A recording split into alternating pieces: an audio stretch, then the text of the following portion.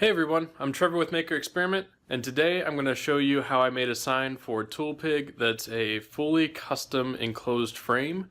It has wood, acrylic, and LED lighting. I'm going to walk through that process. If you want to see pictures of it along the way, as well as the process, you can follow me at Maker Experiment on Instagram, where I pretty much document every sign I make and everything I do.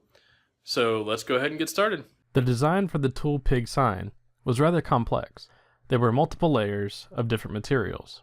For the logo itself, I'm using clear cast acrylic and black matte acrylic. For the frame section, I'm using Baltic birch plywood of various thicknesses in order to make the whole frame. It starts with a 1/4 inch front face that will hold the acrylic in place, a 3/4 inch middle section to help give the depth for the LED lighting, and then a 1/4 inch back layer that can be removable to be able to access any of the lighting and sign pieces in order to fix any of the lights or clean the acrylic over time. There are a few portions of the sign that I'll have to laser cut. This will include the clear cast acrylic and the matte black acrylic. What I'm also going to do is create templates for my router. Because the sign itself is going to have a frame that is over an inch thick, I'm going to use templates made on the laser and a flush trim bit to be able to make the complex design for the outer frame. You could also use a CNC for this, but I don't currently have one in my shop, so this is a good way for me to get around this. Once I had laser cut the router template, I went about marking it on the Baltic birch plywood that was 3/4 of an inch thick. This piece of plywood will serve as the main body of the frame. This process can be kind of tedious and would be much easier with a CNC machine. However, I didn't have one of these, so I went about cutting it out with a jigsaw and getting rid of a lot of the material that way, and then going back through with a flush trim bit and cleaning it all up right up to the edge of the template.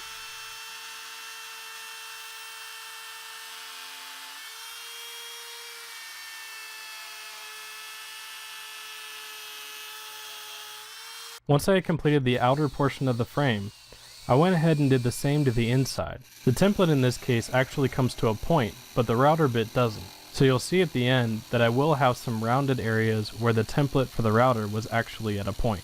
Once I had the main body of the frame cut out and flush trimmed, I took it and glued it to the front face of the frame. So this piece is going to be a little bit wider than the piece that I just finished. And this will be to hold the acrylic and be the front facing section of the frame itself.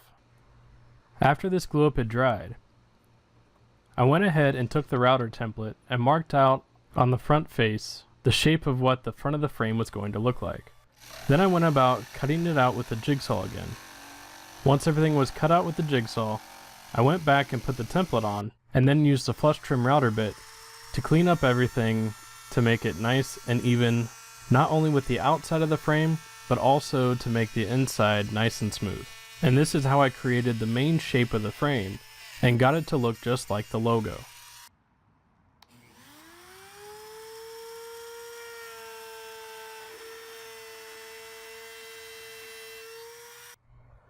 Once the frame had been built, I went about laser cutting the actual acrylic pieces that were going to sit inside of the frame.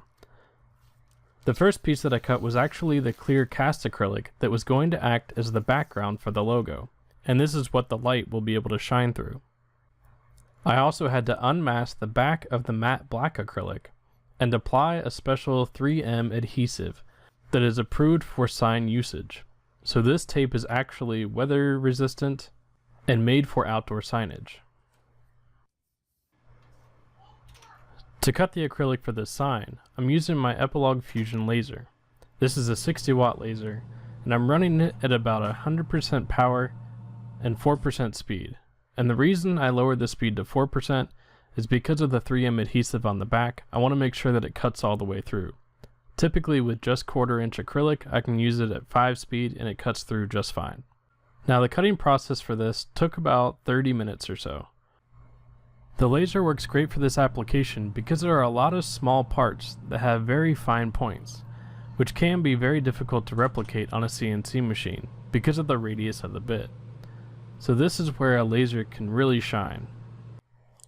After all of the acrylic pieces have been cut, I went about the process of assembling the matte black acrylic pieces to the clear cast acrylic backing. This process was actually really easy in this case because of that 3M adhesive tape.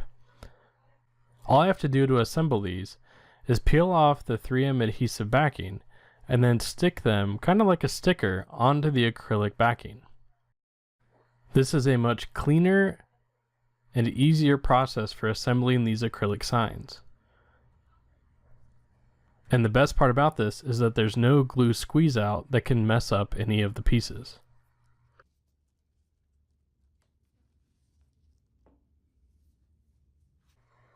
Once the acrylic pieces had been assembled, I went ahead and peeled the backing tape off of the clear cast acrylic and installed the acrylic into the frame.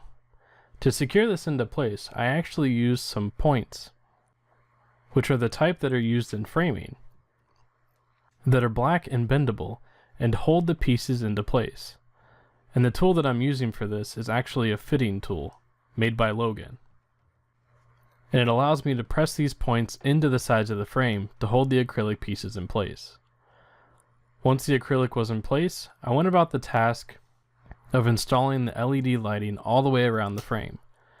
Now this first round through, I went ahead and tried to stick it by itself, but the adhesive on the back of the LED lights just isn't strong enough. So I actually added staples to it as I was moving around the frame. I ran into a small issue with the LED lights. The first time through, I tried to secure them into place by using a staple gun. Accidentally shot through the blue circuit. Oops.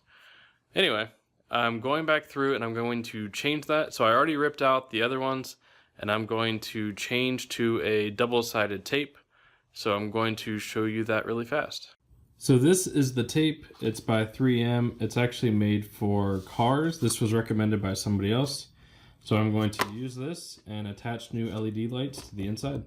Instead of putting the tape around every single part of the frame, I cut smaller strips and tried to place them around the most complex areas where the LED lights tended to pull out. This gave me more security around those pieces. Now there's still a little bit of the adhesive on the back of the LED strips that came installed with them, and it's best to try and get this off beforehand. However, the adhesive on the back of these LED lights was really sticky and really thin and very hard to get off. I tried to peel a lot of it off, but not all of it would come off. So it may over time try to combat each other. Just keep that in mind if you go through this process. After the new LED light strip had been installed, I went ahead and attached the back of the sign. To do this, I just used some regular screws with some countersunk holes that I made earlier, and I fed the LED light strip connector through a hole at the top, because this is where Toolpig wanted to be able to plug into. After the backing had been secured and the sign was completely together, I went about the task of unmasking all of the letters on the matte black acrylic. This has got to be one of the more satisfying parts of the project because it's already complete and it's kind of just giving it that final finishing touch.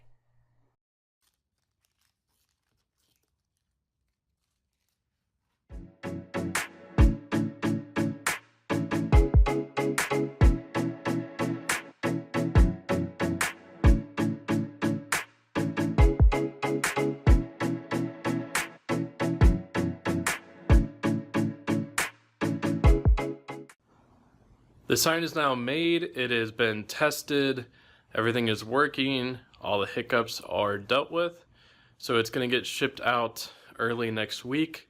So if you like what you saw, please subscribe, leave a comment down below as far as what part you liked, what part you might not have liked, what you think I could do differently for different styles. And again, follow me on Instagram to see everything that I do at Maker Experiment. And I'll see you next time.